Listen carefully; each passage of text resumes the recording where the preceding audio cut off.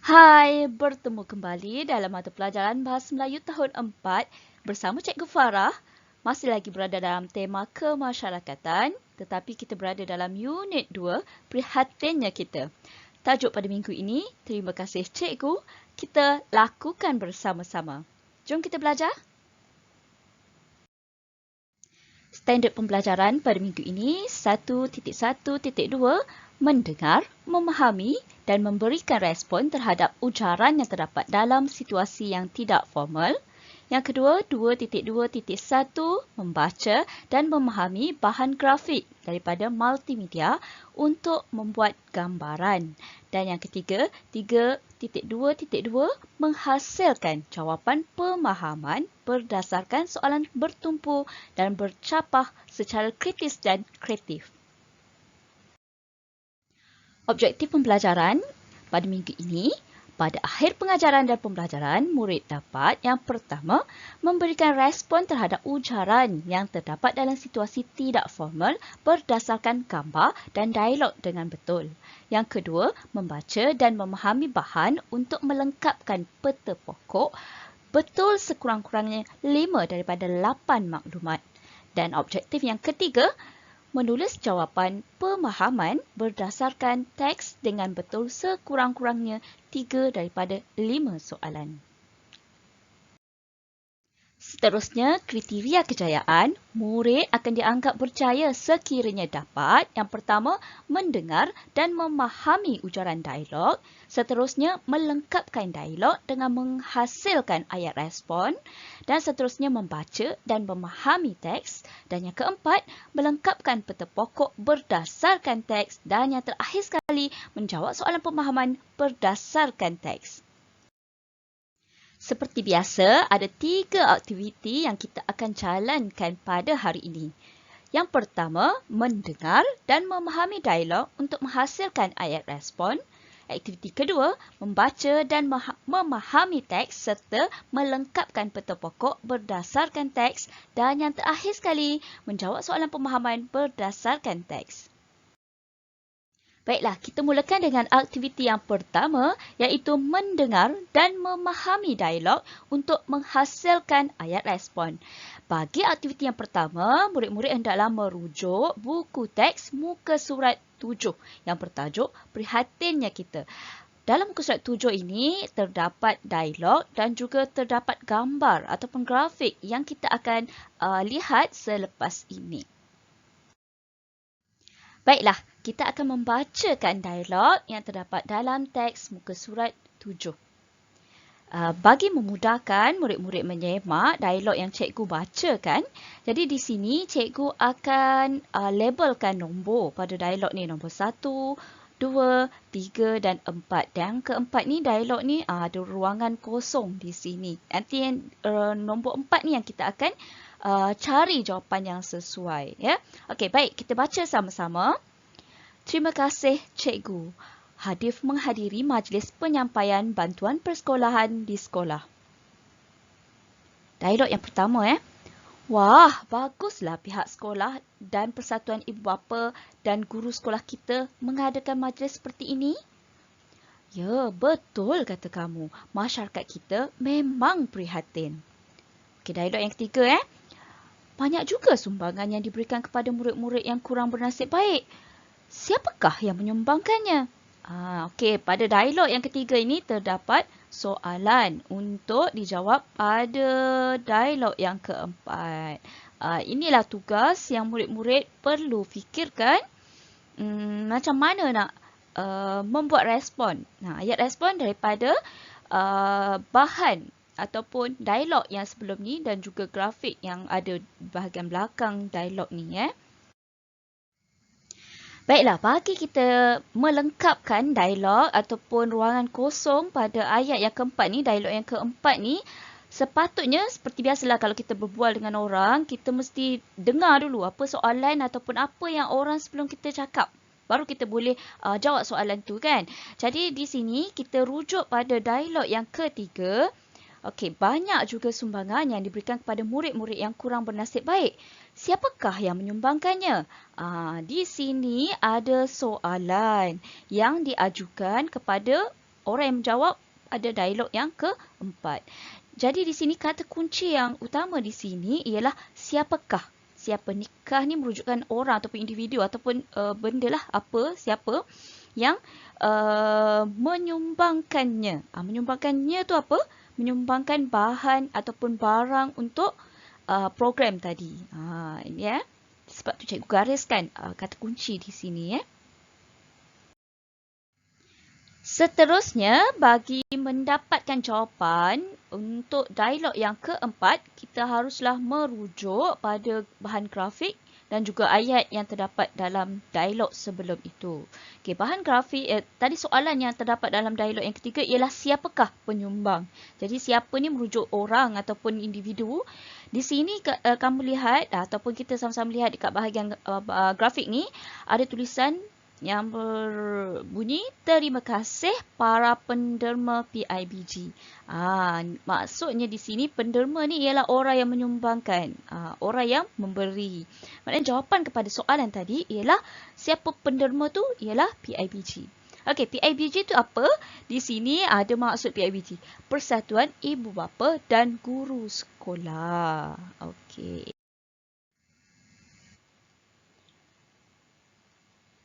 Okey, setelah kita tandakan dan kita dah tahu jawapan kepada soalan siapakah yang menyumbangkannya tadi, jawapan dia ialah penderma PIBG. Jadi, kita perlulah membina ayat ataupun ayat lengkap lah. Kalau anak-anak menulis jawapan dia PIBG ataupun penderma PIBG.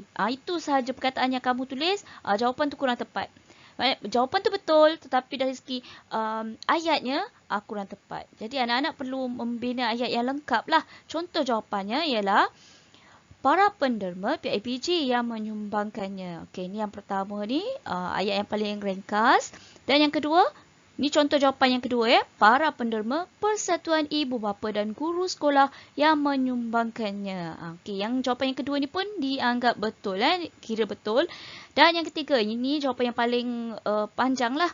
Para penderma Persatuan Ibu Bapa dan Guru Sekolah yang memberi sumbangan kepada murid-murid yang kurang bernasib baik. Di sini ayat dia lebih jelas. Walau bagaimanapun, ketiga-tiga ayat ni dikira betul. Jadi, untuk menjawab soalan ni, anak-anak boleh pilihlah salah satu. Okey Baik, kita teruskan kepada dialog yang kelima, iaitu, okey, apa bunyi dia? Apakah barangan yang diterima oleh murid-murid? Dia ada soalan kat sini Dan ayat yang ke-6, dialog yang ke-6, ini yang murid-murid kena fikirkan jawapan dia. Okey, di sini cikgu tandakan terus kata kuncinya untuk mencari jawapan pada dialog yang ke-6 ni, apakah barangan? Jadi anak-anak kena lihat balik bahan grafik ataupun ayat dialog yang terdapat dalam muka surat 7 tu untuk mendapatkan jawapan yang tepat. Untuk menghasilkan ayat respon dialog yang ke-6, dialog yang ke-6 tadi, jadi kita kena lihat semula bahan grafik yang terdapat dalam muka surat 7. Okey, di sini cikgu telah bulatkan beberapa barang yang diterima oleh murid-murid. Yang pertama, di sini ada beg sekolah, ada baju sekolah, ada ni kasut sekolah dan ada satu kotak kat sini. Dan kotak ni, okey, apa yang ada dalam kotak ni ialah yang pertama alat tulis dan juga ada beberapa buah buku. Ini baru jawapan dia, tapi kita belum ada ayat lengkap. Jadi selepas ni kita kena bina ayat lengkap bagi dialog yang ke-6. Okey, inilah ayat lengkap bagi dialog yang ke-6. Cikgu bacakan semula dari dialog kelima. Apakah barangan yang diterima oleh murid-murid? Okey, jawapan dia, barangan yang diterima oleh murid-murid ialah beg, baju dan kasut sekolah. Selain itu, murid-murid juga menerima alat tulis dan beberapa buah buku. Inilah jawapan respon bagi soalan yang terdapat dalam dialog yang kelima. Okey, baik anak-anak, untuk aktiviti yang pertama ini, jawapan telah cikgu bincangkan tadi. Jadi, okey, aktiviti yang pertama tadi mendengar. Maknanya anak-anak kena mendengar dialog tadi, memahami dialog dan untuk menghasilkan ayat respon. Okey, jawapan dia telah dibincangkan tadi. Jadi, tugasan anak-anak hanyalah salin dialog dan lengkapkan respon berdasarkan gambar dan teks. Okay, salin ni salin lengkap ya. Seperti yang cikgu tunjukkan dalam contoh PDF yang cikgu bagi melalui grup WhatsApp ya. Baik, kita teruskan dengan aktiviti yang kedua, membaca dan memahami teks, kemudian melengkapkan peta pokok. Okey, membaca dan memahami teks. Kita baca sama-sama ya. Kita lakukan bersama-sama. Murid-murid tahun 4 Harmoni telah diminta oleh guru mereka untuk mencari maklumat tentang aktiviti masyarakat yang prihatin di Malaysia. Mereka diminta membentangkan maklumat yang diperoleh kepada rakan-rakan sekelas. Rajiv, Jitwan dan Jimmy telah berkumpul di rumah Hadif untuk membincangkan tugasan tersebut. Mereka melakukannya bersama-sama. Seterusnya, teks seterusnya ya. Rumah terbuka. Amalan rumah terbuka merupakan satu cara masyarakat di negara ini bergaul antara satu sama lain. Dengan menghadiri rumah terbuka, masyarakat yang berbilang bangsa di negara ini dapat berkenal-kenalan dan beramah mesra. Amalan kunjung mengunjungi juga dapat mengeratkan hubungan silaturahim. Usung rumah. Amalan mengusung rumah dilakukan untuk memindahkan rumah ke lokasi baharu. Amalan ini menjadi satu budaya masyarakat tradisional di negara ini. Amalan mengusung rumah menunjukkan masyarakat yang sangat prihatin sesama jiran tetangga. Mereka mencari buluh di hutan bersama-sama, kemudian mengikat buluh-buluh di bahagian bawah rumah. Selepas itu, rumah tersebut diusung ke lokasi tapak rumah yang baharu. Setelah selesai, para pengusung rumah akan dijamu dengan makanan dan minuman. Keadaan ini menunjukkan tuan rumah prihatin dan menghargai pertolongan yang diberikan oleh masyarakat. Gunting rambut percuma. Perkhidmatan gunting rambut secara percuma meringankan beban ibu bapa. Perkhidmatan ini dijalankan hasil kerjasama ketua kampung dan masyarakat setempat di Kampung Tok Rimau. Ketua kampung menyatakan bahawa perkhidmatan seperti ini mampu membantu masyarakat setempat yang berpendapatan rendah. Usaha ini membuktikan penduduk kampung tersebut mengambil berat tentang kebajikan sesama mereka. Bagi mereka, berat sama dipikul, ringan sama dijinjing. Gerobok rezeki. Gerobok rezeki ini terdapat di beberapa buah masjid dan surau. Gerobok rezeki ini ditempatkan di bahagian luar masjid atau surau. Hal ini bagi memudahkan golongan miskin mengambil barangan keperluan mereka. Barangan tersebut disumbangkan oleh masyarakat setempat yang ingin berkongsi rezeki. Barang-barang yang disediakan termasuklah beras, tepung, susu bayi, minyak masak dan sebagainya. Gerobok rezeki ini menunjukkan bahawa masyarakat di negara ini prihatin. Baik, kita masih lagi dalam aktiviti yang kedua. Selepas kita baca dan kita fahami teks, kita perlu melengkapkan peta pokok berdasarkan teks. Baik, di sini cikgu telah potong ataupun kecilkan apa soalan peta pokoknya. Peta pokok ni terdapat dalam muka surat 8 ya. Anak-anak boleh rujuk muka surat 8. Ada di situ peta pokok dia bertajuk faedah amalan masyarakat prihatin. Dan ada 4 bahagian kat situ. Dia ada tulis yang pertama sekali rumah terbuka. Baik. Untuk kita mendapat jawapan dia, kita perlu baca balik teks bertajuk rumah terbuka. Di sini cikgu mudahkan anak-anak. Cikgu telah gariskan jawapan. Apa faedah dia? Faedah rumah terbuka ataupun amalan masyarakat prihatin iaitu amalan rumah terbuka. Okey, faedah yang pertama yang cikgu gariskan kat sini, di sini, amalan rumah terbuka merupakan satu cara masyarakat di negara ini bergaul antara satu sama lain. Di sini cikgu gariskan masyarakat di negara ini bergaul antara satu sama lain. Maknanya melalui aktiviti rumah terbuka ni masyarakat kita boleh bergaul. Boleh jumpa orang lain. Okey, yang kedua jawapan dia, masyarakat yang berbilang bangsa di negara ini dapat berkenal-kenalan dan beramah mesra. Tadi mula-mula kita dah bergaul dengan orang, dan yang kedua, bila dah bergaul dengan orang, barulah kita boleh berkenalan dan beramah mesra. Dan yang ketiga, faedah yang ketiga, melalui aktiviti rumah terbuka juga, amalan kunjung-mengunjung boleh mengeratkan hubungan silaturahim. Bila kita dah selalu jumpa, dah berkenalan, dah beramah mesra, barulah kita dapat mengeratkan hubungan silaturahim. Seterusnya, faedah amalan usung rumah. Di sini anak-anak perlu baca baliklah apa faedahnya. Tapi cikgu telah gariskan jawapan faedah amalan mengusung rumah. Yang pertama, mengusung rumah menunjukkan masyarakat yang sangat prihatin sesama jiran tetangga. Dan yang kedua, menunjukkan tuan rumah prihatin dan menghargai pertolongan yang diberikan oleh masyarakat. Dia ada dua lah faedah untuk aktiviti amalan usung rumah. Seterusnya, peta pokok yang seterusnya, cabang untuk gunting rambut percuma ataupun faedah gunting rambut percuma. Di sini cikgu telah gariskan jawapan. Yang pertama, membantu masyarakat setempat yang berpendapatan rendah. Dan yang kedua, mengambil berat tentang kebajikan sesama mereka. Jawapan bagi faedah gerobok rezeki. Di sini anak-anak perlu baca, tapi di sini cikgu telah tandakan jawapan yang pertama, memudahkan golongan miskin mengambil barangan keperluan mereka.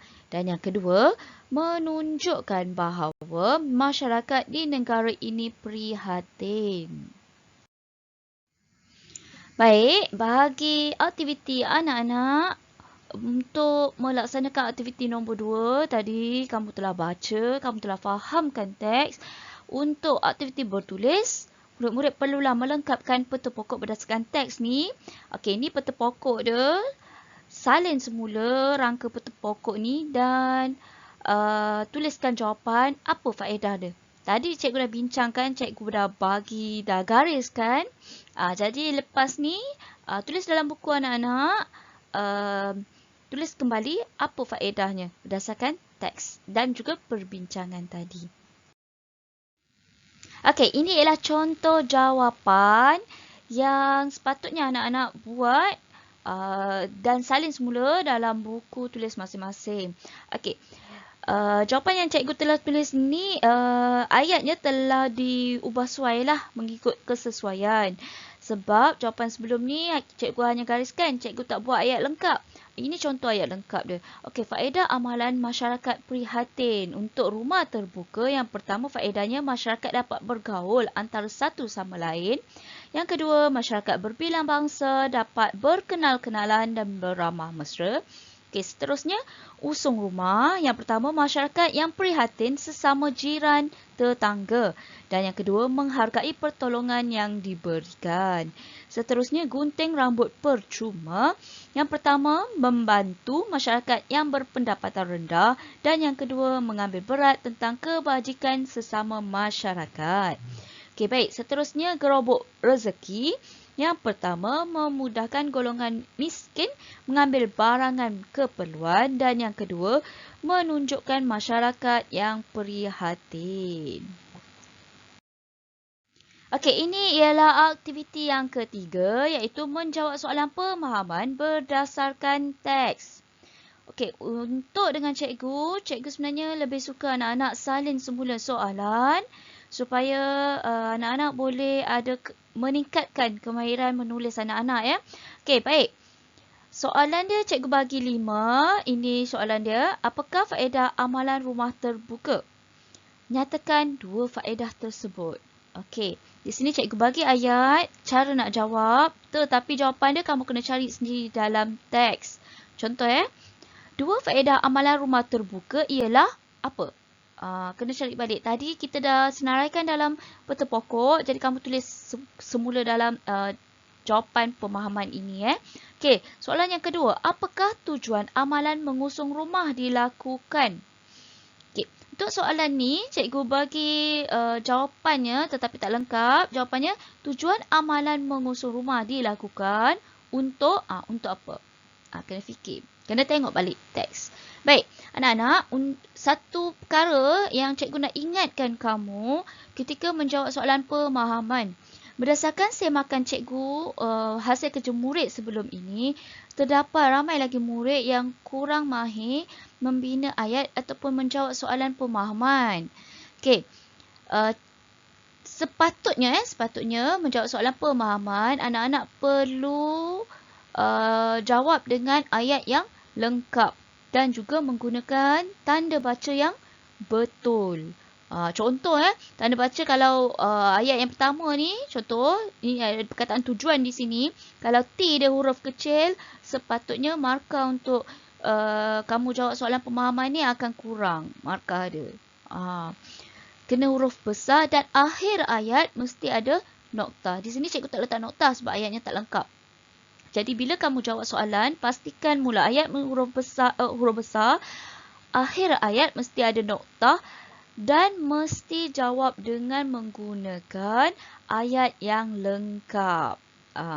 Jadi kalau macam contoh ni, soalan ni, apakah tujuan amalan mengusung rumah dilakukan? Jadi cara nak jawab dia, ambil daripada perkataan tujuan. Tujuan amalan mengusung rumah dilakukan untuk apa? Itu yang sepatutnya. Okey, soalan yang ketiga. Berdasarkan teks, nyatakan maksud berat sama dipikul, ringan sama dijinjing. Kalau untuk soalan ni, kamu jangan terus jawab apa maksud dia. Kamu kena buat ayat lengkap lah. Maksud berat sama dipikul, ringan sama dijinjing ialah, kamu kena fikirkan balik apa sebenarnya maksud dia. Okey, soalan yang keempat. Di manakah perkhidmatan gunting rambut percuma ada dijalankan? Okey, cara jawab dia, perkhidmatan gunting rambut percuma ada dijalankan di mana? Baca balik teks perkhidmatan gunting rambut. Okey, seterusnya soalan yang kelima. Apakah barang-barang yang disediakan di gerobok rezeki? Okey, kita ambil daripada perkataan barang-barang untuk jawab soalan ni. Barang-barang yang disediakan di gerobok rezeki ialah, okey, kamu kena senaraikan apa yang ada terdapat dalam teks tersebut. Baiklah anak-anak, sedikit ulangan imbas kembali aktiviti ataupun perkara yang anak-anak perlu siapkan pada minggu ini. Yang pertama, anak-anak perlulah melengkapkan dialog, iaitu memberi ayat respon. Yang kedua, melengkapkan peta pokok. Dan yang ketiga, menjawab soalan pemahaman. Baik, itu sahaja daripada cikgu. Sekian, jumpa lagi dalam pembelajaran akan datang. Bye!